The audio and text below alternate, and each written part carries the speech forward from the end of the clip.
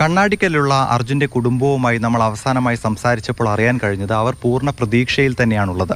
തിരച്ചിലിന് സൈന്യം എത്തുമെന്ന വാർത്ത അവർ പൂർണ്ണമായും സ്വാഗതം ചെയ്യുന്നുണ്ട്. കഴിഞ്ഞ 6 ദിവസമായി അങ്കോലയിൽ അർജുന് വേണ്ടിയുള്ള തിരച്ചിൽ പുരോഗമിക്കുകയാണ്. ഇന്നലെ അത്യാധുനിക തിരച്ചിൽ സംവിധാനമായ റഡാർ ഉപയോഗിച്ചുള്ള പരിശോധന ഫലം കാണാതായതോടെയാണ് രക്ഷാദൗത്യത്തിന് സൈന്യം എത്തണമെന്ന ആവശ്യവുമായി കുടുംബം മുന്നോട്ട് വന്നതും കൂടുതൽ നേതാക്കളെ ഈ ആവശ്യം അറിയിച്ച് കുടുംബം സമീപിക്കുകയും ഒക്കെ ചെയ്തത്. മാത്രമല്ല, ഇപ്പോഴുള്ള രക്ഷാദൗത്യത്തിൽ അവർ വിശ്വാസം ഇല്ല എന്ന് മാധ്യമങ്ങൾക്ക് മുമ്പിൽ തുറന്ന് പറയുകയും ചെയ്തു. കഴിഞ്ഞ 6 ദിവസമായി ഈ കുടുംബത്തിന് നഷ്ടമായത് അവരുടെ സഹോദരനെയും മകനെയും അച്ഛനെയും ഭർത്താവിനെയും ഒക്കെ തന്നെയാണ്. അതുകൊണ്ട് തന്നെ കടുത്ത മാനസിക സമ്മർദ്ദത്തിലാണ് കുടുംബം ഇപ്പോൾ കടന്നു പോകുന്നത്.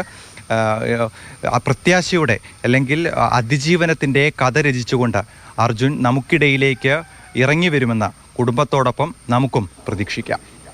തീർച്ചയായും ആ പ്രതീക്ഷ തന്നെയാണ് നമുക്ക് ഓരോരുത്തർക്കും. കേരളം മുഴുവൻ ആ പ്രതീക്ഷയിൽ തന്നെയാണുള്ളത്. അർജുനെ നമുക്ക് കണ്ടെത്താൻ കഴിയും. ഈ ഒരു വലിയ പ്രതിസന്ധിയെയും ഈ ഒരു മണ്ണിനെയും നമ്മൾ അതിജീവിച്ച് അർജുനിലേക്ക് ആ രക്ഷാപ്രവർത്തകർക്ക് എത്രയും പെട്ടെന്ന് എത്താൻ കഴിയട്ടെ. ആ ഒരു പ്രാർത്ഥനയിലും ആ പ്രതീക്ഷയിലുമാണ് കേരളം മുഴുവൻ ഉള്ളത്. അർജുൻ്റെ കുടുംബം മാത്രമല്ല, നമ്മൾ ഓരോരുത്തരും ആ പ്രതീക്ഷയിലാണ്.